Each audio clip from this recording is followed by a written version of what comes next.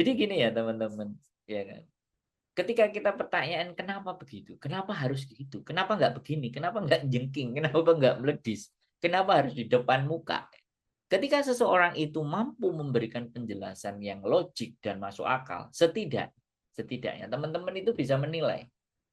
Kalau orang sudah kita selalu tanya kenapa, bagaimana, kok bisa, mengapa, kenapa harus kayak gitu, harus kayak gini, kayak gini, kayak gitu. Yang jelasin kan suwe-suwe males gitu. Saya oh ya, tadi diingetin Melobi. Kalau saya diprospek sama seseorang, apapun itu bentuk memprospek saya selalu bertanya, Mbak M Bunga Cempaka selamat malam. Saya selalu bertanya, kerugian yang saya terima apa? Sederhana saya. Dalam saya bertanya kepada apapun tawaran, apapun gaya perilaku, saya selalu bilang, kerugian yang akan saya